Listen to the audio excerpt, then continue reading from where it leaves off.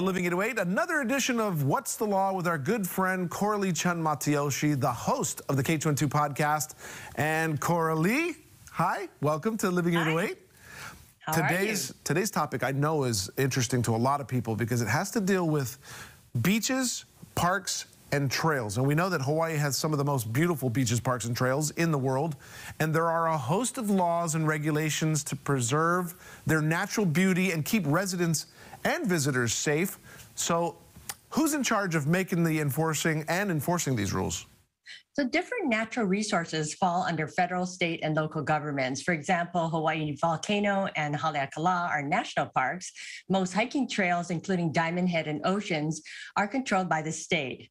Parks like Ala Moana and Kapiolani and community parks and beaches and botanical gardens are regulated by the county. So sometimes it's tricky to figure out what is allowed and not allowed and when permits are required. Okay, so that's really great. What are then some of the rules of the beach park and beach rules? So it might come as a surprise for some people, but drinking alcohol in your car or public places like parks, beaches, and sidewalks are not allowed. And you can get fined for just having an open container, even if you're not drinking.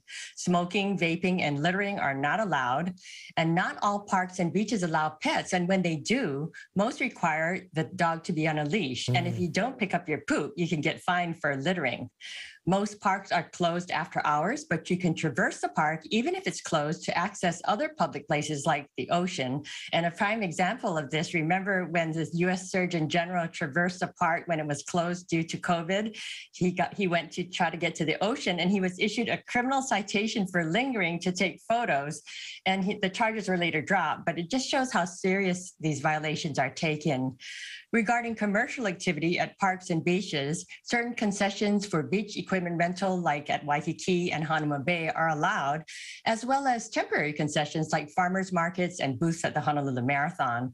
Vendors can get permits for activities like wedding photography and surf and snorkeling lessons, but there are new restrictions that have recently been placed on commercial activity at certain beach and parks on the north and windward shores of Oahu.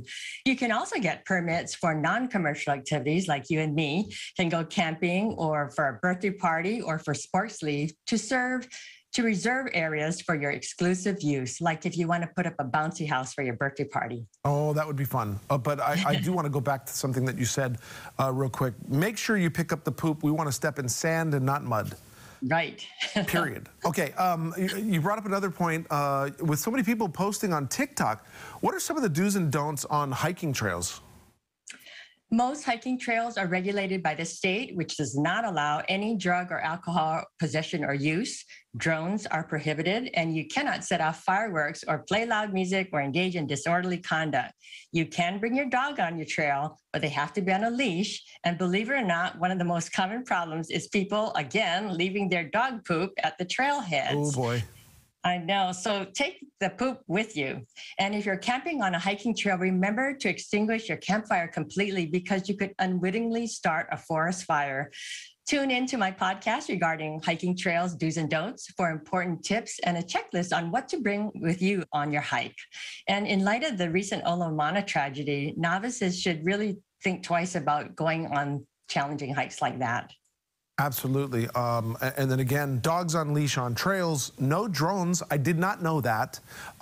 Usually I play some music on my backpack. I have like a little speaker, but that's not loud enough to make any kind of disruption. So thank you for all of that. I'm curious, what are some of the upcoming podcasts that you'll be covering on K212.com? 70% of Hawaii's coastlines are being threatened, and 30 years from now, 40% of Oahu's beaches could disappear because of sea level rise. In an upcoming podcast, I'm going to talk about what we should do about seawalls, sandbags, and beachfronts falling into the ocean. I know that'll be interesting for a lot of people. Thank you so much for being with us. We really appreciate you being here.